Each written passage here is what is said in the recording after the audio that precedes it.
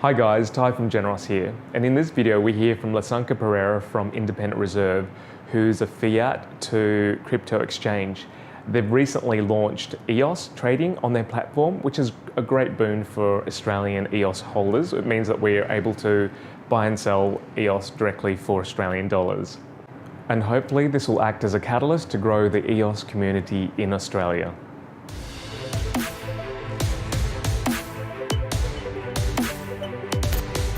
So much for the opportunity, guys. Thanks, Ty. Thanks, Ralph.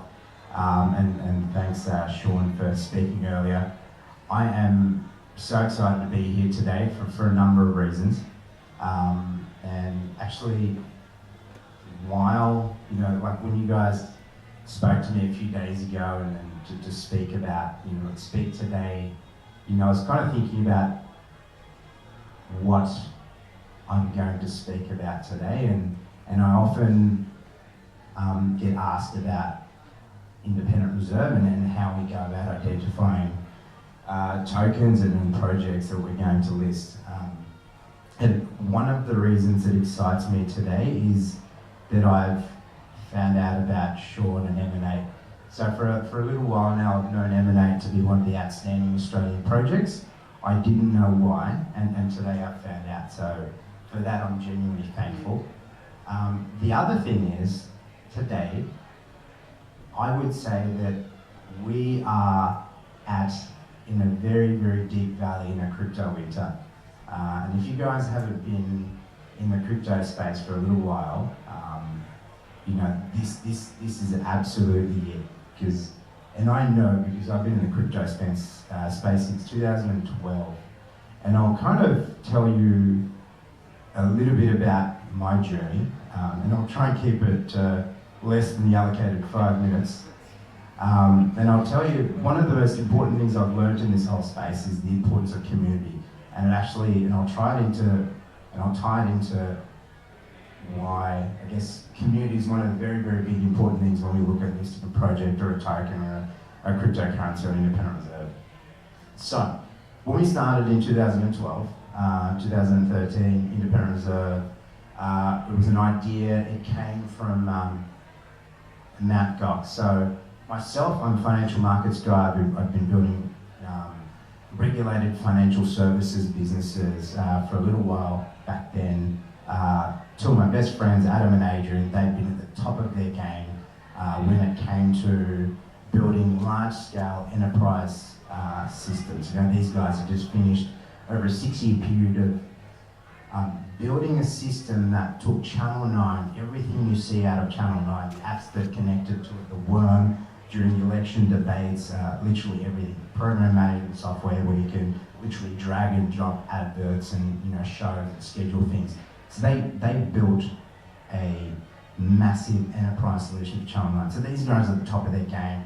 I was doing pretty well in the financial space, and we found out about crypto, we found out about Mt. Gox, and we thought, hey, that there's this terrible thing, and we think we could do this so much better, from a technology, security, user front end, and to make it really a regulated financial services business. And here we were gung-ho, 2012. We incorporated a company in 2013. We raised about, not $4 billion like EOS did, but we raised about $400,000 for a cryptocurrency exchange, which back then meant very, very little. No one knew what that was. Most people, the only thing that when we described what it was, the only people that knew about it, they knew cryptocurrencies and Bitcoin as some sort of criminal form of money. So most people thought we were actually building a Silk Road or a drug marketplace, that kind of stuff. But we actually ended up finding some investors that backed our, pedigree and our vision. And we kind of did this thing, and it took us 18 months. We built Independent Reserve, and what did we find? We found no customers.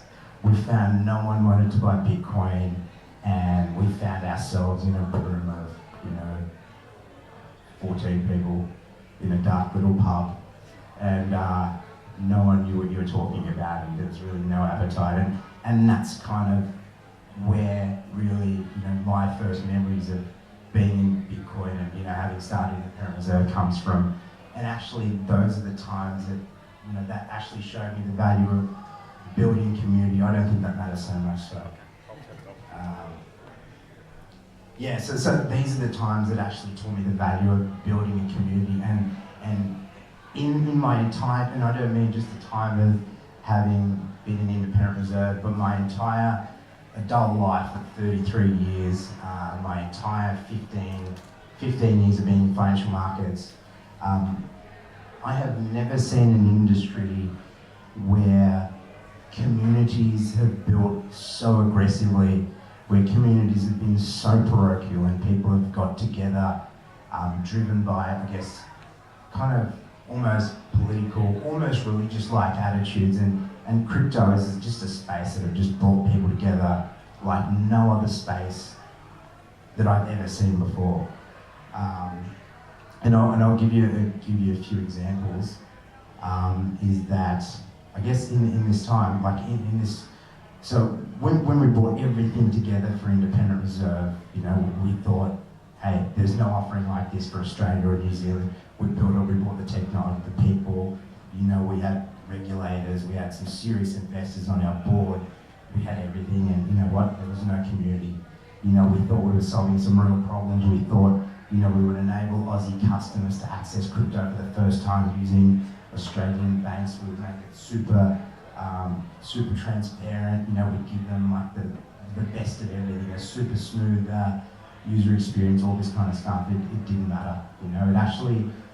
So we didn't make any money for about 2 years or 2.5 years. It was you know, we were kind of doing it tough, but that taught me the value of community. You know, bringing together people, you know, bringing together groups of people like this, and talking and connecting on kind of, not right now, I guess what we saw in 2017 were overtly financial motives that you know, brought the last mile of people in. But the people that get in before this, you know, the people that connect on an emotional, political, belief level, you know, that is the community that you want to start building. And that you want to do not based on, you know, that you're going to get a 50x return or you're going to do this or that or whatever it is. You know, this is the kind of people that you want to bring in by building a great product to solve a problem like what we just heard Sean and the M&A guys are doing, you know, to solve a real big problem. And you know, the guys at GenerEOS here are one of the big reasons that we listed EOS on Independent Reserve is that, you know, one of the things that you need in a cryptocurrency, and it's right now missing in Australia. So right now, I think there are about 300,000 or 400,000 unique cryptocurrency customers, you know, wallet holders, exchange account holders in Australia right now, which is very, very, very small, given our almost 25 million population.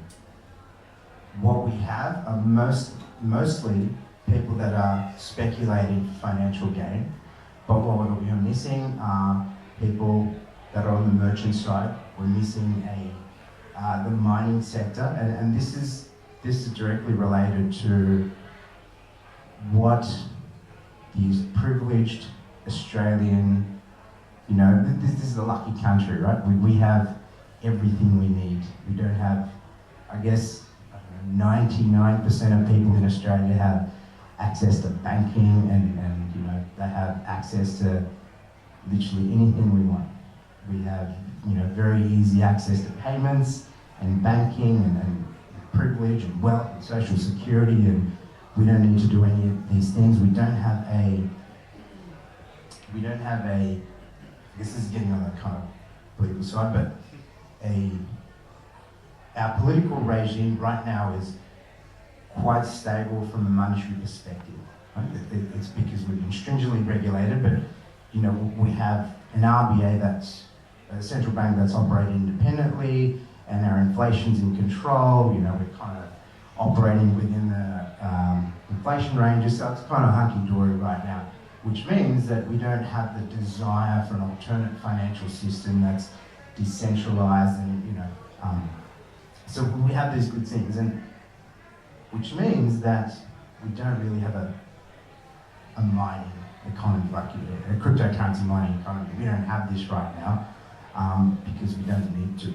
But this is actually one of the things that would complete a cryptocurrency ecosystem. You know, the miners, the merchants, the consumers, the spenders, the buyers. You know, this is but right now Australia is a primarily investment, speculative gain-driven ecosystem, and that's kind of what it is in Bitcoin and Ethereum. And if you have a look at these things, I guess from a mining perspective, this is quite low.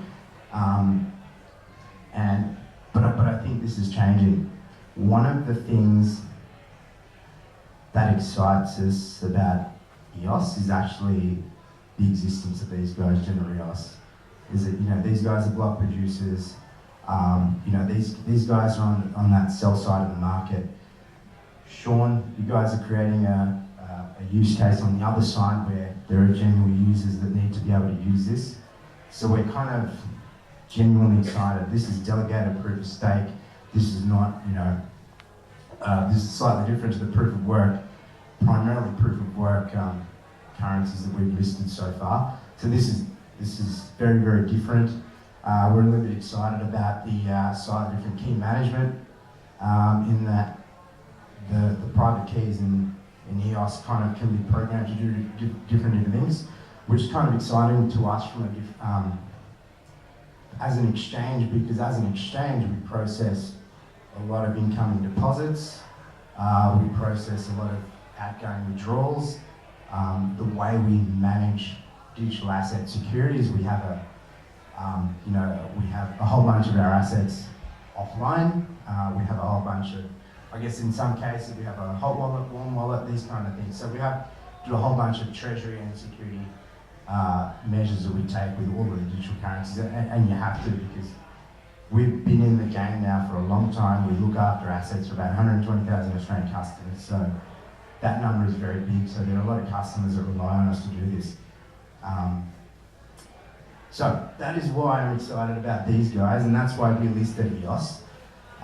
So I'm happy that you guys can now sell EOS for AUD, and we can give you AUD same day, next day into your bank account without having to wait on Binance. And if there are, I guess, we launched an OTC desk a little while ago, I think the start of last year, which means for orders greater than 100,000, you know, you can call up the desk and you'll get an all-in price, and you can have like within a day kind of settlement, which is pretty good, which will actually connect you to global pools of liquidity. So while our order book for EOS might only be able to do, you know, 100, 200 grand worth of daily volume, our OTC desk should be able to do 15 to 20 mil all-in price, one-click trade within a day.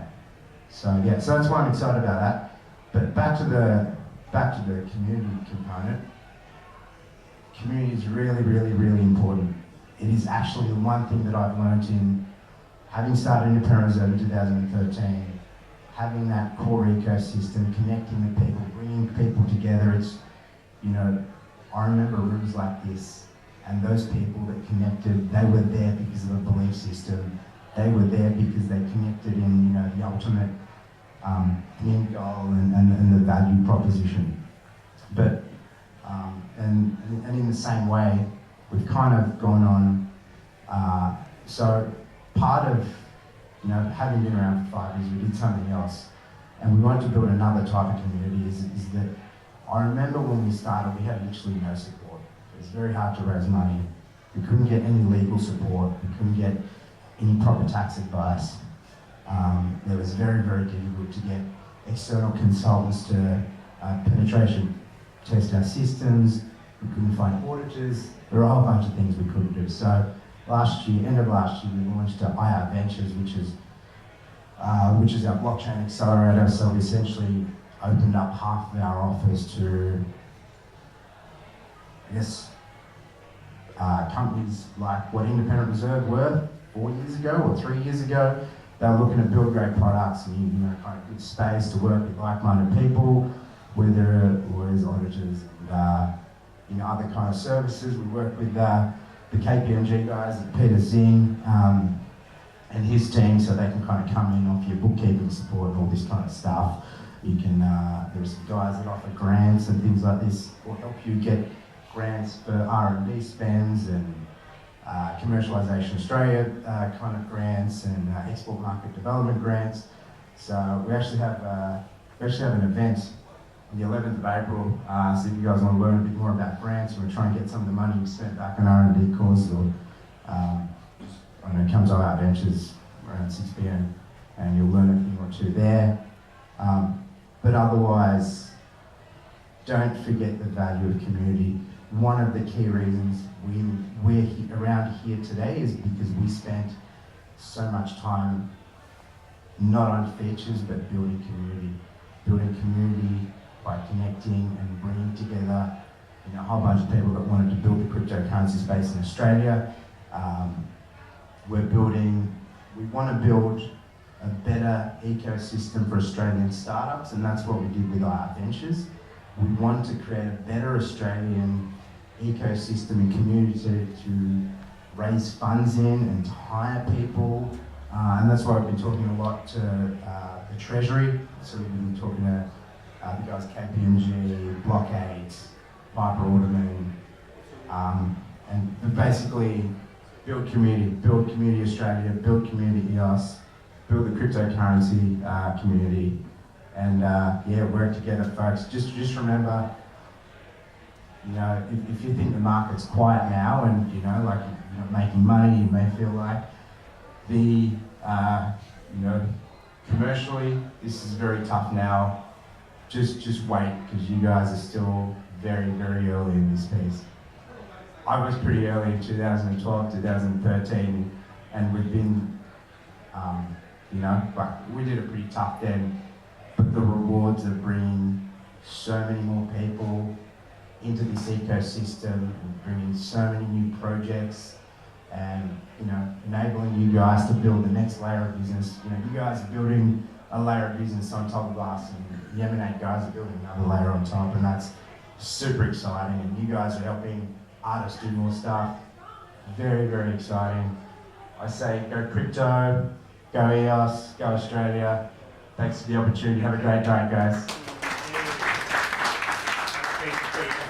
Thanks, Lasanka. So there's a discount at the moment. You've got a special offer for trading EOS? Yeah, 100%. So we want to get the market started for EOS, and we want to help everyone out. So we've a normal fee structure for trading on independent reserve is 50 basis points, so 0.5% on volume traded. But for the next 2 weeks, it's 10 basis points, so 0.1%. So that's a big discount. Significant. Yeah. Cool. Do we have any questions for Lasanka?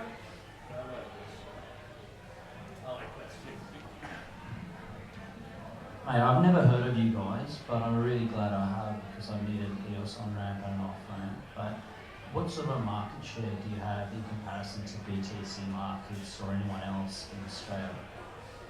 Because that's been my on-ramp up until now. Cool. So BTC markets. Yep, go on. Thank you. BTC markets and us, we both started in 2013. They went to market, I think, in 2013. We spent about a year and a bit building our own platform, every single component of that platform, from the ground up. So we went to market a little bit quicker. So in the first few years, they had 5-6 times the market share, but we feel like we're catching up every step of the way. I don't think BTC markets offer EOS. No, they don't. Yeah, cool. No, that's why I said I'm glad I found out about you guys, because now I find you do have an EOS on-ramp. So great, awesome. No. So I guess we've been around for a little while. We've been a little bit smaller. Sort of meant like in crypto exchange in Australia on-ramp sort of, markets. So I'm only aware of BTC markets, now I'm aware of you guys. I was wondering what sort of market share you had within Australia. So and if there's actually any other players, not EOS, I'm talking kind of, say big overall. Crypto. Yeah, I understand. There is, I guess a little while ago, Accenture did a survey, maybe about a year ago, and I think there were like 300,000 unique customers of cryptocurrency, or wallet holders. that co-exchange account holders, that kind of thing. We're about a third of it. So there's BTC Markets holds about a third of it, I think. We're about a third of it. And then there's CoinSpot, which is not an order book exchange, but they're kind of more of a shop. Although I'm aware that they, for the first time, enabled a deposit wallet. So you can deposit EOS into them, I assume, and you could sell it to them. But there are two order book exchanges, and we're, I guess, crypto OGs, and we're constantly, I guess, trying to improve our offering and differentiating our offering. And some of those things are, we now have insurance, so BTC Markets don't. Our customers are able to get a tax statement on their trading position holdings, which is an integration with KPMG, which is the world first, which BTC Markets don't. A number of things for you guys. We're in Sydney. Yes, so we've been offering SMSF accounts for about 2 years now. So I think we've got about somewhere between 7,000 and 8,000 SMSF accounts. The feedback is we've got, I guess, the best feedback from SMSF auditors in terms of our statement. We've now built a read-only API, which means our users can take their read-only private key and give it to their SMSF, SMSF admins portfolio tool, which means they can get all of their position data, go real time. We're also looking at a number of integrations to two of the biggest SMSF platforms, which means for SMSF customers that use us, they'll have real-time data feeds back to their administrators and auditors, which means that their audits should be streamlined. But yeah, thanks for asking. Happy to help. I'm sure you are happy that Horby ran back home with their tail between their legs because they tried to start an exchange here in Australia. But now Binance is coming. Yeah? So does that make you a little bit nervous? So, Horby, it's kind of like it's a good question. Thank you for asking. It's a bittersweet answer because there's a couple of things with that. I'll tell you from a very independent reserve kind of perspective, we're happy a big international competitor that's well funded came into Australia and failed.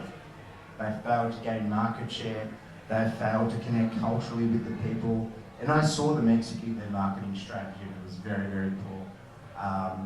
But I will tell you, the not so good thing about it is that the Australian market was too small. You know, so I guess that from a financial perspective, they deemed this not a good opportunity. So from that side, it's not so good. It's a bit sweet. I say, you know, I would much rather a thriving Australian cryptocurrency ecosystem where there are miners and merchants and the investment side and buyers and sellers and, you know, it's kind of happening like that. So I'd much rather have international competitors come here and take a market share of a thriving market, and I'm sure that will happen.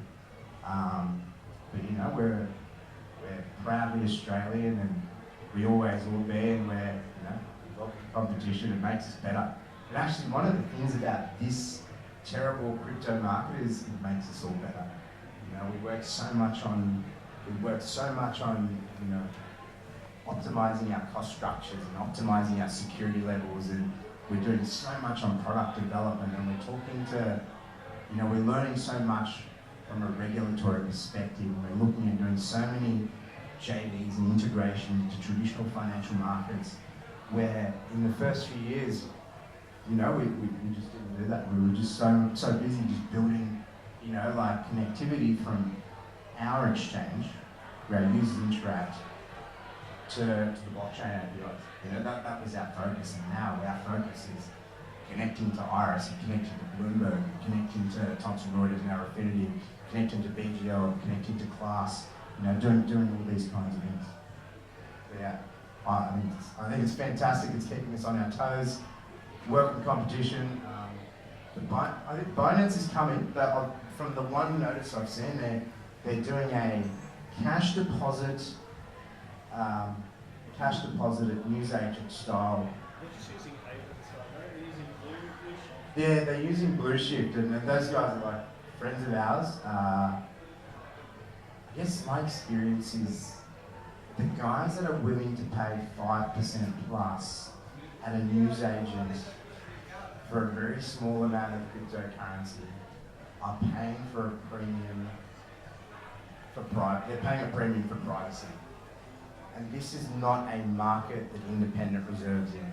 Because if you've ever used independent reserve, which is where all of that AML KYC, but in exchange for you showing your identity, you will get the best of banking rails, you'll get, you know, the best of transparency, you'll get the best OTC desk in the country, you'll get the best tax reporting done by KPMG, and you'll get, you know, AFR fast starters business that's now one of Australia's independent companies. Ralph? Yeah. So talking about KYC, that just sparks a question for me. Like we've been excited to come along and talk about EOS, and we're so excited that you finally listed it. When can we talk about like Wobbly or some KYC blockchains and adding those to independent reserve? Are you adding any more EOS.io based tokens that now that you've got the technology already in place? So it should probably be easy to add more EOS.io based tokens. You've got any 100%. Well, one of the biggest attractions is you know, being able to add, you know, other applications on EOS, right? So we're 100% open to it. Our marginal cost of doing an EOS listing an EOS project is now significantly lower now that we've done the work. In terms of KYC is something we're taking very, very seriously. So we have an 88-page KYC operating manual, which is now independently audited.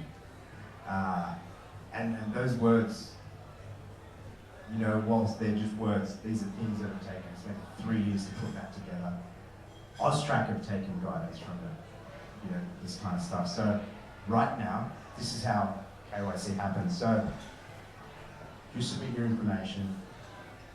The first layer is a third-party database screening. That happens, and then if you get past that and you're reviewed manually by one of 10 KYC people that live all around Australia and only in Australia. For enhanced customer due diligence, we use Thomson Reuters World Check. And then we've got some other stuff that we do as well.